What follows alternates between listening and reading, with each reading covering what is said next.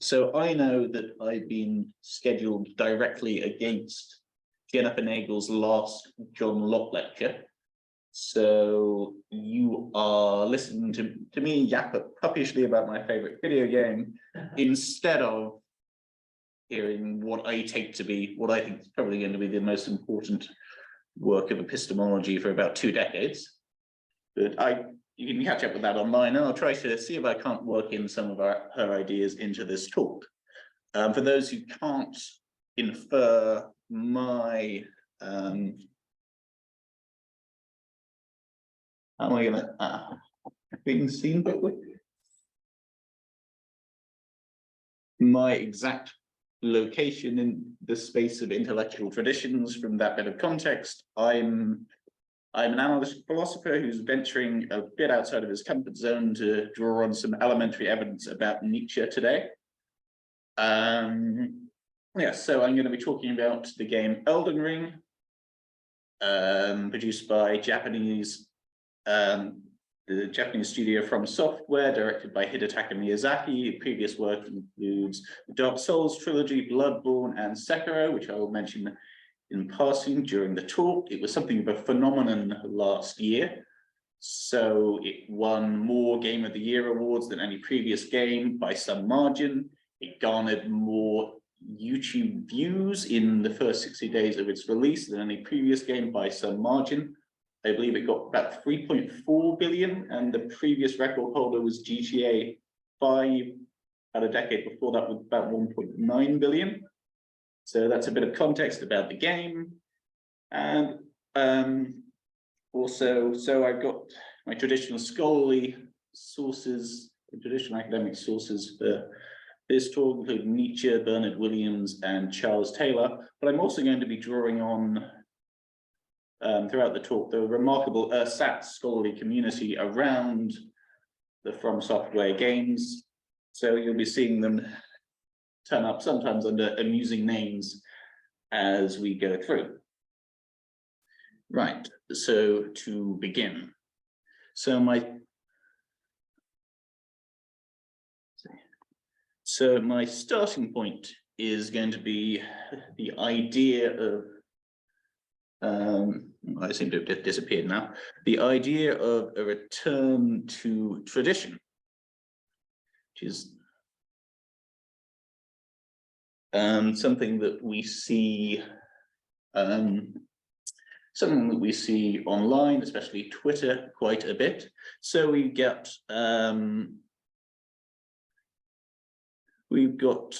prominent Twitter users like the culture critic who say things like, why did human beings stop building things like this? Accompanied by a photo of Neuschwanstein. As you can see, these sorts of tweets do rather well. It's quite a popular position to bemoan the lack of beauty in the world. Here we've got a picture of Hohenzollern Castle in northern Germany. Actually, the message accompanying that is a bit crude, I'm afraid. So, both for that reasons of space, I've locked it up, but also so very popular. I think that was by one Alpaca Aurelius. So we've got this widespread longing for beauty and order in a world perceived to lack either, just drawing these levels of engagement with this sort of tweet. It's bemoaning, the lack of these things in the modern world. Now, these accounts, these statue abbeys, as they tend to be and to be called, as in their Twitter avatars are often marble busts in either classical busts or in a busts in a classicizing style. So those that are hostile to this sort of account often make an interesting observation that very often the past that these accounts valorize is already a nostalgic 19th century fantasy of a presumed past. So we've got Neuschwanstein, work of Ludwig II of Bavaria back in the 19th century, Hohenzollern Castle, very similar. And so there's this idea that well, you're trying to get back to tradition, but the phrase funhouse mirror earlier, there's this concern that modernity is a bit like a funhouse of mirrors, where elements of the past are refracted and distorted, and we can see glimpses of them, but there's no way for us to reach back to the underlying past realities. So if you have this sort of worry about what these statuaries are trying to do, you might substantiate it by appealing to Bernard Williams, good candidate to be the greatest British philosopher of the latter part of the 20th century. So he writes in his magnum opus, Ethics and the Limits of Philosophy, the life of a Bronze Age chief or a medieval samurai are not real options for us. There is no way of living them. And he goes on to talk about why this is. So the basic idea is, the conditions that underpin these ways of life are now gone for good. And we could fill out the conditions as we wish. Williams is not a communist, so not specifically thinking, but he was Marxist, sorry, not specifically thinking in terms of material conditions, though we might want to cash it out in that way. The basic idea is that, in some robust sense, it's a matter of necessity. Perhaps it's humanly necessary. You might like to sign on for that. That we have these conditions in order to live this kind of traditional way of life, and these conditions are simply gone. So there's a quote on the handout, more of the quote on the handout, sort of discussing the various ways in which we might try to approximate those conditions and why he thinks they're never going to work. So one possible response to this concern about the impossibility of return is to turn to video games. So on a naive view of video games, they offer a solution to this problem. So you can switch on your console and the game can simulate for you an approximation of pre-modern conditions, the conditions that allow for the simulation of a vanished way of life. So Elden Ring, for example, topic of this talk, you can pick the samurai class, you can use your traditional armor, you can use your katana and your bow, and you can get going. A slightly different example from Software's previous title, Sekiro, you can play specifically as a shinobi, better known in the West as a ninja, in a fantastical version of medieval Japan. So with the wonders of digital technology, you can approximate past conditions and approximate a virtual version of these old ways of life. So in many games, this may work quite well, and for many players, even from software games, this approach may work quite well. But for the observant and reflective player, playing a game like Elden Ring, or indeed Sekiro in its own way, though I can't get into that today, you're going to notice some complications. So the one that, our point of departure is going to be back again with the Twitter statue Abbey. So one thing we might notice about many of the grander castles of Elden Ring is just the sort of thing that critics notice about the images shared by these Statue Abbey accounts. So the past that is being evoked by many of these castles is, in fact, when you take a close look, just more 19th century nostalgia. In fact, Elden Ring has its own version of Neustranster, the Academy of Rea Lucaria, this wizarding academy in the realm of Liurnia. It also has its own version of Hohenzollern, the volcano manor on Mount Gelmir in the region of the Altus Plateau. And so, and there have been discussions in the Elden Ring community about the architecture of the game and how it imitates the architecture of the Gothic revival. So we've got the Lore Hunter, who is himself an architect, who's done detailed discussions of Stormvale Castle, and he's noticed these Gothic revival features. And the Tarnished Archaeologist, who I think is, he's a truly brilliant scholar, he notices how Volcano Manor draws specifically on the castles Hohenzollern and Schwerin. Though he doesn't dwell on it, he's mostly focused on how these castles emerge out of the old Ordensburgen of the crusading orders of the Northern Crusade, especially the Teutonic Knights. In fact, Hohenzollern and Schwerin in particular are either been heavily renovated or produced during the Gothic revival, drawing on these older Ordensburgen visual language. And that is the style we see reproduced in the Volcano Manor itself. It's the Gothic revival of the old Ordensburgen style of the Northern Crusading orders.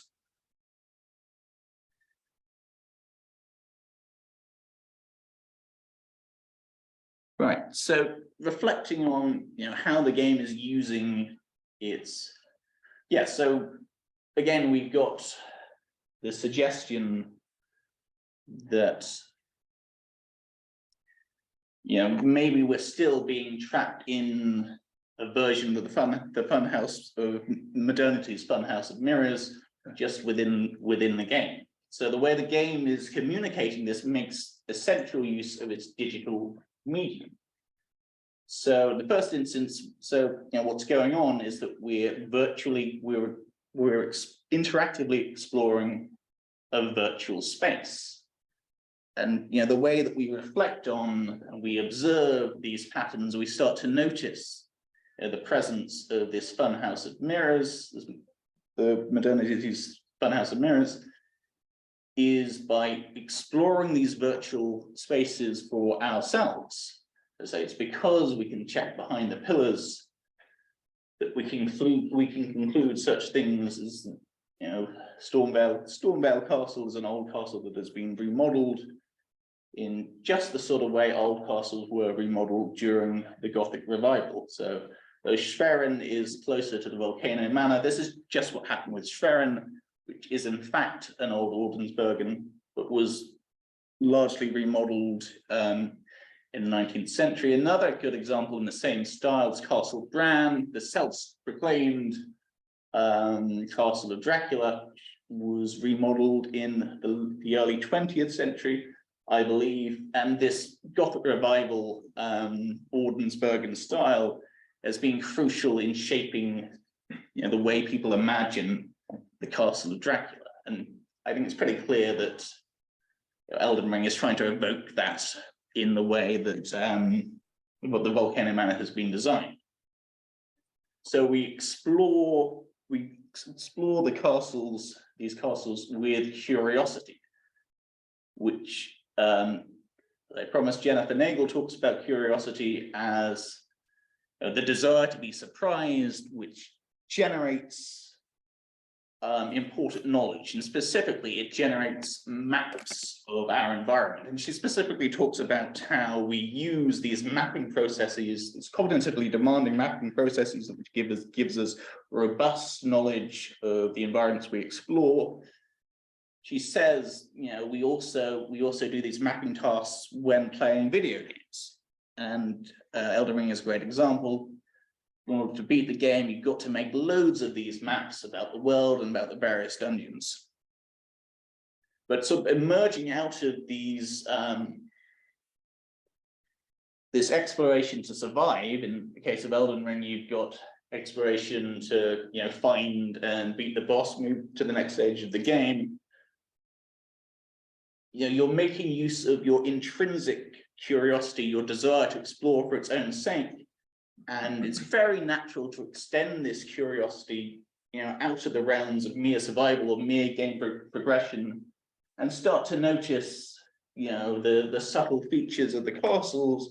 You notice this alleyway of sort of this avenue of statues in Stormvale, and then you go to the fortified manor, notice a slightly different avenue of statues. Maybe you go back to Stormvale to check, and you ask yourself, why is this avenue slightly different? Maybe, you know, the statues have been replaced. Who replaced them and why? And you start to ask all these questions that, for example, the tarnished archaeologist asks. And then you build up this picture of the history of the world, where it's clear that Stormvale is indeed a very old castle, but it's been extensively remodeled over time. And, you know, maybe all this golden ornamentation is a later addition when we compare this castle to the other basically Norman-style castles in the game, which lack this ornamentation. This is later Gothic revival style elaboration, and maybe it's communicating something about the timeline of the game, you know, by comparison with, you know, our real world architectural timelines. So we reach the conclusion that, you know, behind the medieval facade of Elden Ring, what we're seeing is another version of modernity's funhouse of mirrors. We have another exhaustedly medievalizing modernity.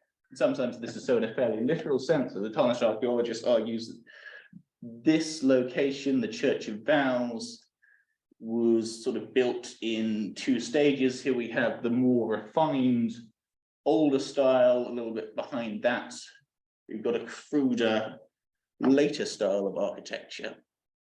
We also find, you know, under fantastical guises, the guises of alchemy, of astrology, of the various schools of magic in the game, and sort of also the schools of sort of religious thought. We find versions of chemistry and physics. So there's a book of spells, book of miracles, as they're called, the faith-based spells, the ones that use the attribute of faith, called the Golden Order Principia. And it's fairly clear that they're trying to evoke Newton Principia there. And in fact, we also find oppressed artificial intelligences, these synthetic beings, the synthetic beings known as Albanorics, who are enslaved and oppressed. So all of this comes to a head when we try to understand our goal. It's traditional from software games for the goal to be a bit opaque. And so we come to learn that we are aiming at the restoration of the titular Elden Ring. That's clear fairly earlier on, but the more we play the game, the more we learn about what it means. So what it means is that the Elden Ring encodes the law of the world, the rules and order, in Miyazaki's own words in an interview with, I think, GameSpot. So the idea is, you know, within the Elden Ring is what's sort of expressing the fundamental laws of Elden Ring's world. And as far as we are tasked with restoring the Elden Ring, and that lies in our hands, so too lies in our hands is, you know, the question of what the order of the world should be. We have to decide this. So what I say is going on is that, you know, again, Elden Ring is making creative use of the interactive possibilities of the medium in forcing a choice between the different possible endings, the different ways of preparing the Elden Ring. It's creating this virtualized form of what Charles Taylor calls the cross pressures of modernity. So Taylor says the most salient feature of Western societies is a fragilization of different religious positions, as well as of the outlooks of both belief and unbelief. And you can see, you know, the shattering of the Elden Ring as a pretty direct and concrete metaphor for this kind of fragilization. And the different paths you can take in restoring the Elden Ring, you know, it's a matter of picking up the ideological pieces of modernity made virtually concrete as runes or simply shards of the Elden Ring and putting them selectively back together again choosing an ideology for going forward in a simulation of our own modern world. So just to note, you have about 7 minutes. Okay. So if you want to take comments now, or if you want to keep going, it's up to you how to spend the time. Yes. Okay. Well, I'll try to last bit quickly. So the basic thought about the ending is that the ending possibilities is the sort of the framework for organizing the possibilities is basically Nietzschean. There's a preferred sort of a canonically preferred ending where we're willing the death of God. In fact, we have to kill God to complete the game. So the final boss, when you slay it, text comes up, God slain, and this Age of Stars ending is about understanding and properly willing the deed that you have to perform anyway. There's also the Frenzied Flame ending, where you basically destroy the world. So this is sort of the ideology behind the Frenzied Flame, something Nietzsche fights against all his life, particularly in the genealogy of morals, though he identifies it as the meaning of the ascetic ideal, which I think is very interesting because the game gives you an alternative aesthetic ending where you follow in the path of this sort of ascetic Saint Goldmask, who has his own vision for the future of the world, which is very different from the Frenzy of Flame. It's made to seem more attractive than many of the other alternatives in various ways. And it's naturally seen as a traditional ending, because these Goldmask are representing not just an ideal, but ascetic traditions. In the West, going back to the Hebrew prophets and the Greek philosophers. And so the game is ultimately seeing a way for tradition to be generative and ascetic way of life as a real option for us, which is appropriate because Elden Ring represents a moving forward in From Software's own traditions. So yeah, we got time in that some questions.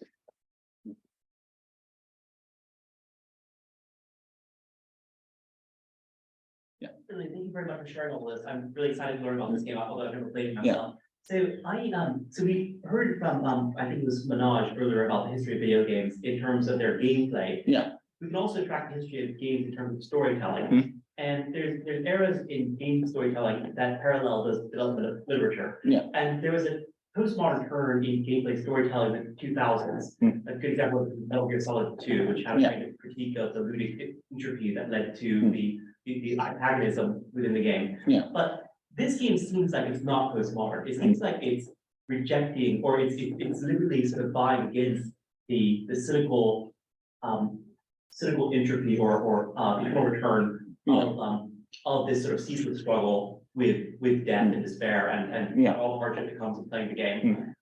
So it seems like it's somehow post-nihilistic, somehow like stepping over the sort of terror and the horror of this sort of entropic loop. Yes.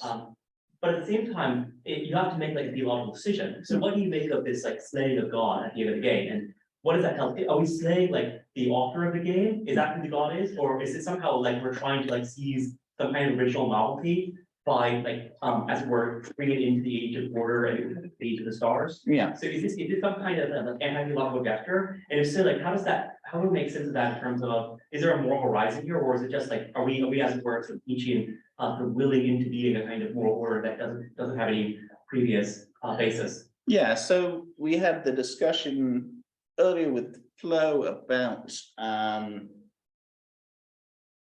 the sort of impossibility of rejecting all traditions. And so one thing to note is how thoroughly traditional the idea of killing God is in a video games. Very story to story trope, particularly in Japanese role-playing games, Final Fantasy games, and it's something that From Software had returned to time and again. And indeed, Rani the Witch, who's sort of the main character behind the Age of Stars storyline, she emerges from a clearly defined tradition within the game.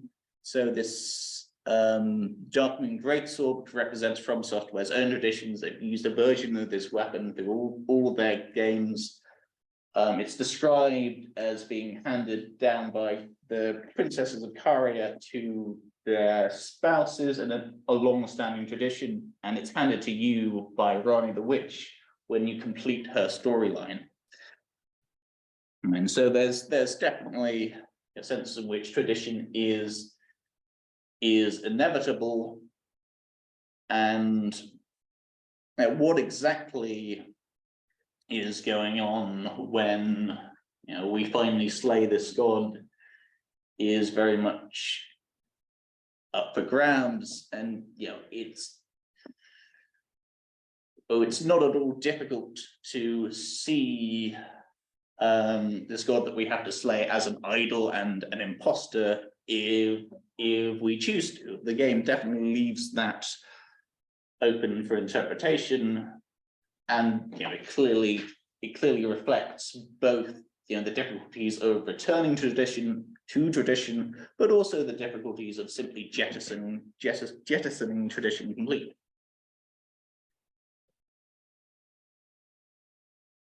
Yeah.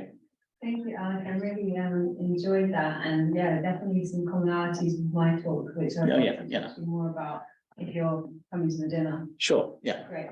But just off the top of my head, firstly, I'd like to clarify: are you very critical of this notion of returning to tradition, whether in a video game or otherwise?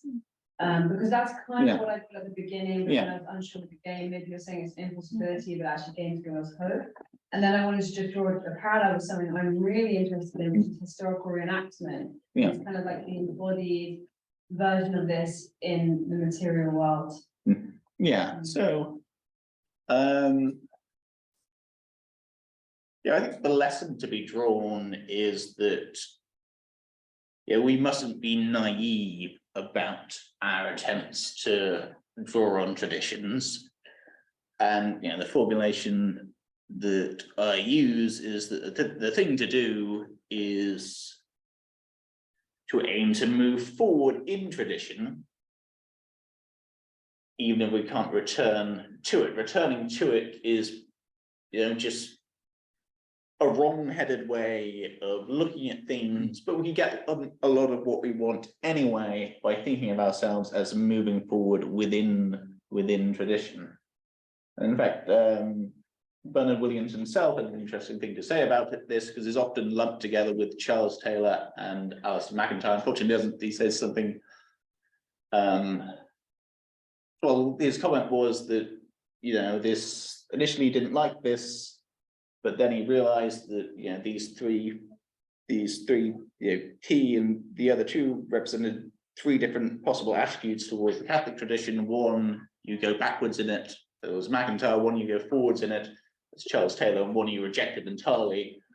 That's himself, Bernard Williams. So that's one that's an interesting tidbit and point of connection there. But I'm not necessarily endorsing the view on which McIntyre's bad because he's trying to return and we should move forward. So the point to take away is that it's a warning against naive approaches to tradition. You can always affirm that while thinking that a given approach isn't naive in the way that we would be worried.